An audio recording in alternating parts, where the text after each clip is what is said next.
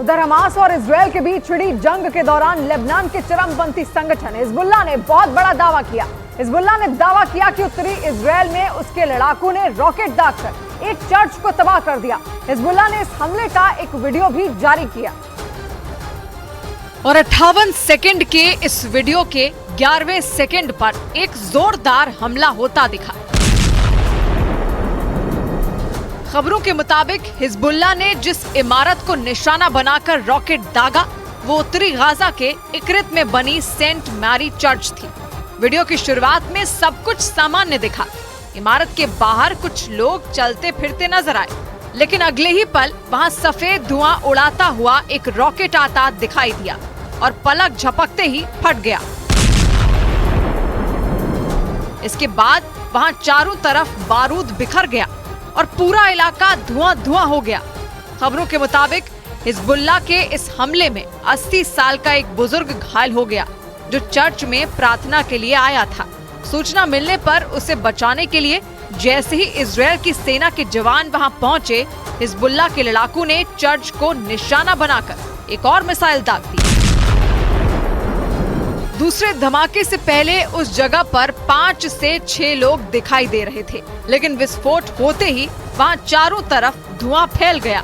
Hezbollah ने दावा किया कि चर्च पर बुजुर्ग को बचाने पहुंचे इजरायल के 9 सैनिक उनके हमले में घायल हो गए। और इजरायल के अखबार द टाइम्स ऑफ इजरायल के मुताबिक इस हमले ने प्रधानमंत्री बेंजामिन नेतन्याहू के गुस्से को और ज्यादा भड़का दिया। इजरायल ने लेबनान की सीमा से लगे उसके ईसाई गांव पर रॉकेट हमले पर नाराजगी जाहिर की और 2 टूक कहा कि हिजबुल्लाह की इस गलती की कीमत पूरे लेबनान को चुकानी पड़ेगी। द टाइम्स ऑफ इजरायल के मुताबिक इक्रित में चर्च पर हुए हमले में उसके 9 सैनिक गंभीर रूप से घायल हो गए, जबकि 8 जवानों को भी हल्की चोटें आईं। इजरायल की सेना ने बताया कि इलाज के दौरान एक सैनिक की मौत भी हो गई। द टाइम्स ऑफ इजरायल के मुताबिक हिजबुल्लाह ने जिस गांव को निशाना बनाकर रॉकेट दागे वो ईसाइयों का गांव है और लेबनान की सीमा से बिल्कुल लगा हुआ है।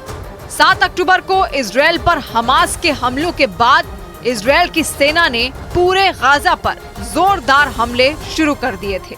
हमास के ठिकानों पर आसमान से बम बरसाए गए, तो वहीं ग्राउंड ऑपरेशन करके उन्हें पूरी तरह तबाह करने का दावा इजरायल की तरफ से किया गया। गाजा पर हमलों से बौखलाए लेबनान के चरमपंथी संगठन हिजबुल्लाह ने इजरायल की उत्तरी सीमा पर जंग का मोर्चा खोल दिया। इजरायल का दावा है कि ईरान के इशारे पर हिजबुल्लाह के लड़ाके उसकी सीमा में खून खराबा कर रहे हैं और हमास की तरह इसकी बहुत भारी कीमत उसे चुकानी पड़ेगी।